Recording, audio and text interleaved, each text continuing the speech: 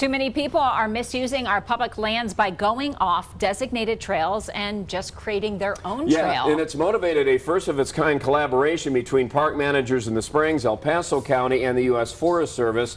Bill Folsom live at Ute Valley Park looking into the issue. Bill. Yeah, this is just one of many great parks we have here, and all of them have great trails to get on. The problem is there's been studies recently showing that there are a lot of illegitimate trails happening. In fact, in some parks, twice as many of those as there are trails you should be on, and land managers say it is just too many.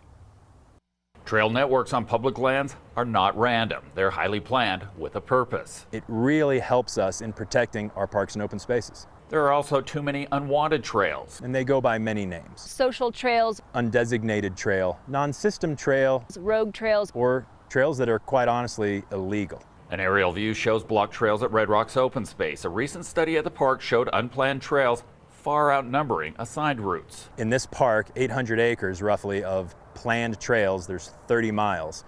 We have discovered double that amount of trails that shouldn't be here. Previous mapping showed a similar ratio at Garden of the Gods. It's happening in Colorado Springs parks, El Paso County parks, and on nearby Forest Service land. It's motivated land managers from all three to work together on the issue. We brought these land management agencies together to look at this issue, and each agency has this issue across the board. In parks, open spaces, or acres and acres of national forest. Rocks were put across this trail, parks managers closed. You see where visitors just walked next to it. There's also a fence and flattened grass where people went around it. Public land managers have also found people with picks and shovels building unapproved trails. We're asking the public to please mind our closures and understand that we are desperately trying to protect and care for these lands. Off-trail issues kill vegetation and destroy wildlife habitat. The request is for some self-education on what's a true trail. If you don't know where those are, making sure you're stopping at the trailhead, looking at park maps, downloading the CoTrex app, which has updated trail information. And we picked this trail to show you one of the issues. Our photographer is up on the start of this trail. It comes around, some people call this a serpentine, it goes back around, others call it switchbacks.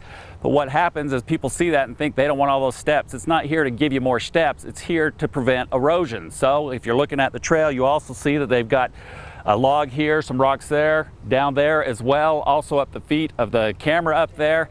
That is because people have been cutting through. We can see a trail that started, also evidence of erosion. This is what they don't want to see happening. Stay on the trail. In Colorado Springs, Bill Folsom, News 5.